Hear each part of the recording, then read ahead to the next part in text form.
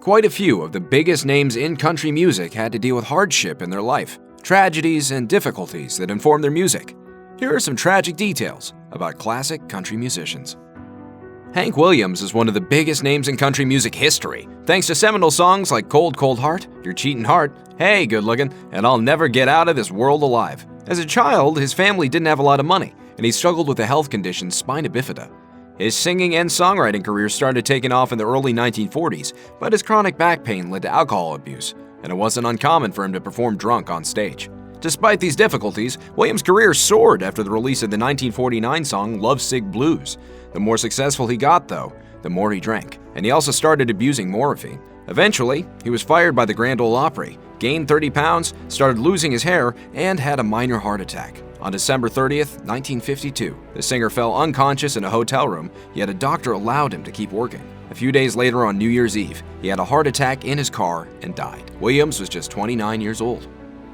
Born during the Depression, Patsy Cline, born Virginia Patterson Hensley, was abused by her father as a child. After he abandoned everyone, Cline dropped out of high school to help support her family, turning her passion for music into a career. Despite personal issues that included a divorce, Cline's career took off, thanks to hits like Walkin' After Midnight, Pieces, Crazy, and She's Got You. In 1961, she survived a terrible car crash, but it deeply affected her. She later told friends that she was having premonitions of her own death. Tragically, those premonitions came true. She died in a plane crash alongside the pilot and Opry stars Cowboy Copas and Hawkshaw Hawkins. She was just 30 years old.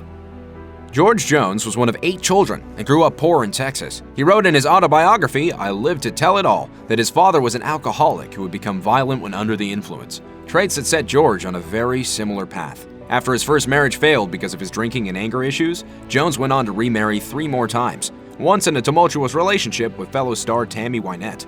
And his career suffered too. After becoming a massive star with numerous #1 hits, he went off the rails. He would disappear for days, missing concert dates and recording sessions, earning him the nickname No Show Jones. He also started abusing cocaine, which led to significant weight loss. This was followed by a drunk driving arrest and other issues with the law. In 1983, he was malnourished and losing his mind. According to Texas Monthly, he, quote, ended up in a straitjacket at Hillcrest Psychiatric Hospital. He stopped drinking for several years after marrying his 4th wife, but a relapse in the 90s led to a car accident. Jones later claimed the crash finally stopped him from drinking. In 2012, Jones received a Grammy Lifetime Achievement Award, and he died the following year at age 81.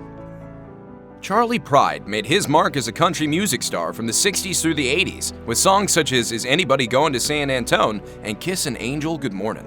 His father was a sharecropper, and Pride picked cotton to save money for his first guitar. It paid off, as Pride rose to become the CMA's 1971 Entertainer of the Year.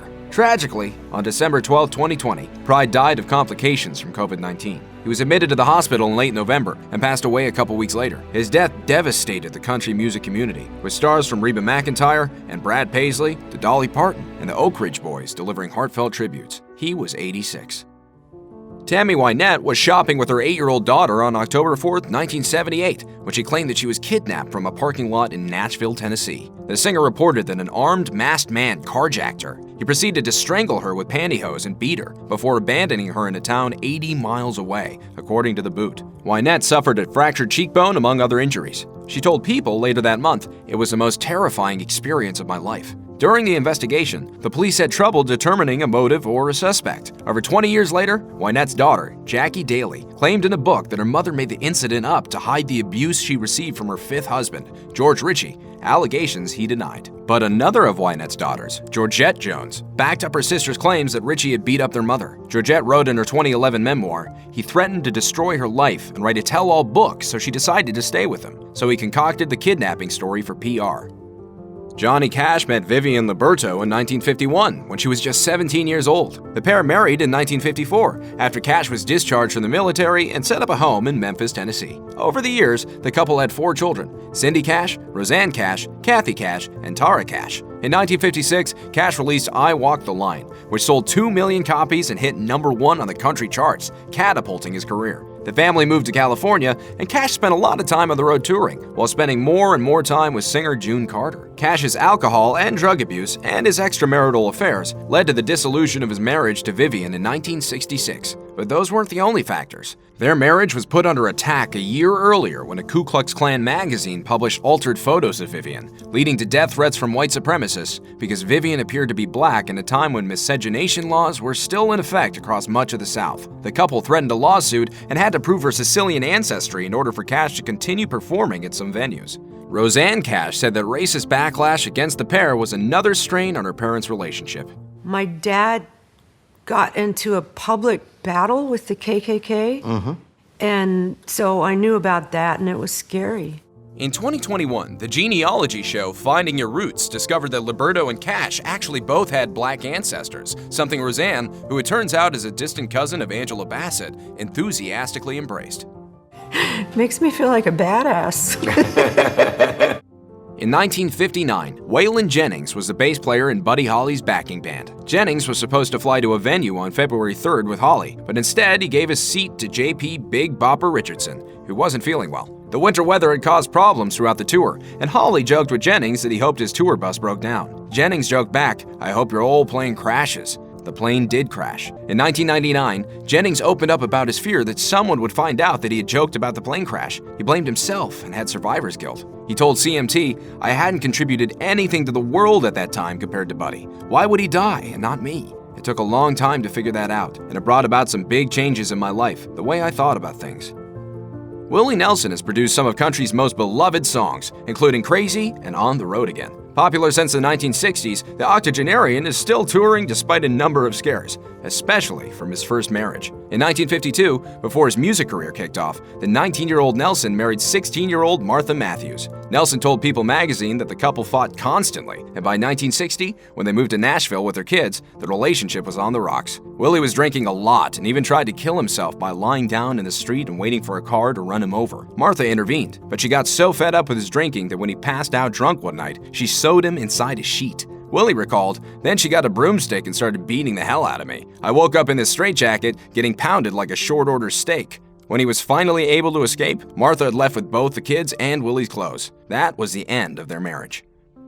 Merle Haggard was responsible for a string of hits during his career, including Today I Started Loving You Again, Old Man from the Mountain, Workin' Man Blues, and I Think I'll Just Stay Here and Drink. He was raised by his mother after his father died, and he proceeded to run away from home and spend time in reform school, escaping from jail numerous times. In 1957, to make sure he wouldn't escape again, he was finally sent to San Quentin for burglary. While there, he saw Johnny Cash play live and was inspired to pursue music as a career, which he did upon his release in 1960. Over the course of his career, he was involved in over 150 albums, including soundtracks, reissues, and compilations. Unfortunately, in 2008, a fire at the Universal Studios backlot resulted in the loss of master tapes from Haggard and a variety of other country music stars. Over 500,000 song titles were destroyed, including those by Haggard, Patsy Cline, Loretta Lynn, Leonard Skinner, George Strait, George Jones, Buddy Holly, and more. The fire was described as the loss of a huge musical heritage.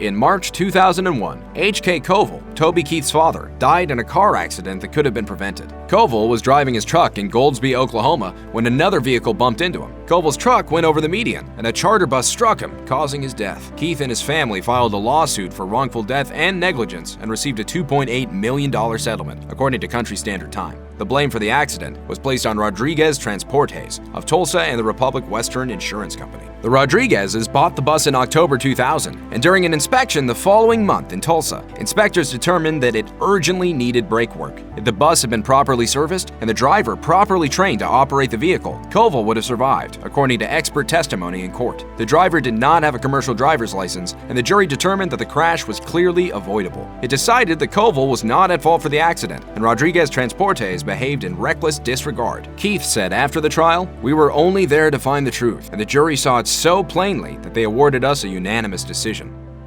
In 2012, a drunken Randy Travis crashed his car in Tioga, Texas. What made matters worse was that he was naked, he threatened to shoot the police officers, and he said he hoped that they got cancer. In addition, the entire incident, including a bizarre Godfather-themed threat, was caught on video, ensuring Travis national embarrassment. I know the head of mafioso families, man. I promise you I do.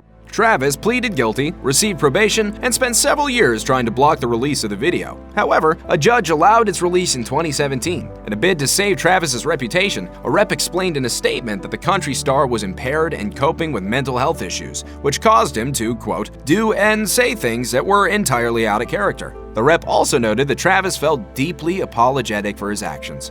In 2013, Travis, then 54, suffered a massive stroke. At one point, he was put on life support, and doctors told his wife he had a 1% chance of survival, according to Everyday Health. He survived, and the couple started the Randy Travis Foundation to aid victims of stroke and cardiovascular diseases. In 2016, during his induction into the Country Music Hall of Fame, he was even able to sing some lyrics to Amazing Grace. But sadly, the stroke all but ended his recording career. If you or anyone you know is struggling with addiction issues, help is available. Visit the Substance Abuse and Mental Health Services Administration website or contact SAMHSA's national helpline at 1-800-662-HELP 4357.